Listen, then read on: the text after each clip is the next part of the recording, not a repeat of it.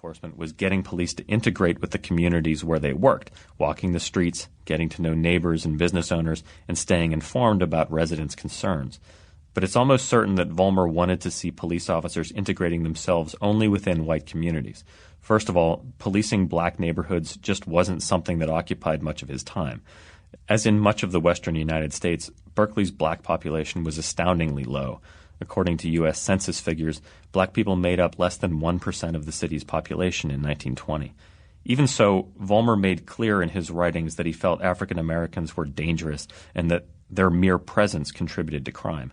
In one instance, he observed that southern cities both contained large black populations and had high murder rates, concluding that, quote, the Negro contributes enormously to this unbelievably high murder rate, end quote.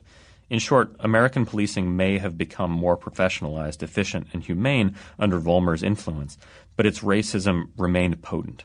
This disconnect bears a distinct resemblance to law enforcement's current focus on sophisticated new equipment over efforts to address fundamental systemic problems.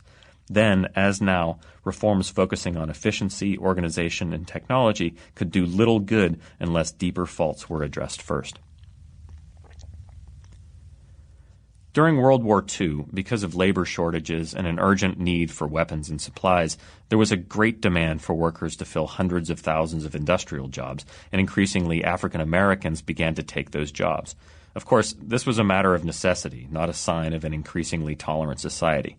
Pushback against such integration was swift and vigorous. Fearing race riots, President Franklin D. Roosevelt issued an executive order in June 1941 committing to a national project of inclusion. Quote, I do hereby reaffirm the policy of the United States that there shall be no discrimination in the employment of workers in defense industries or government because of race, creed, color, or national origin. And I do hereby declare that it is the duty of employers and of labor organizations in furtherance of said policy and of this order to provide for the full and equitable participation of all workers in defense industries without discrimination because of race, creed, color, or national origin, end quote. The order technically stated nothing new, simply reaffirming the language and spirit spelled out in the country's founding documents.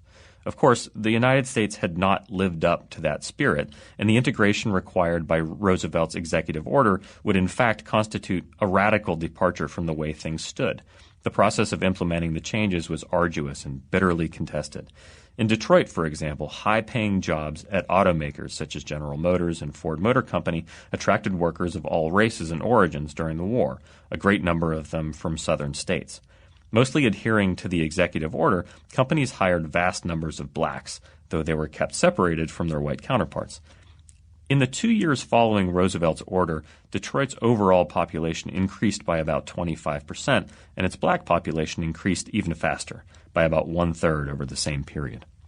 The city grew denser, and racial groups that had previously been completely segregated were forced to interact with one another more frequently, both on the streets and in the workplace.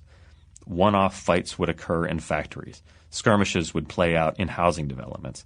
Then, in June 1943, the situation reached a breaking point.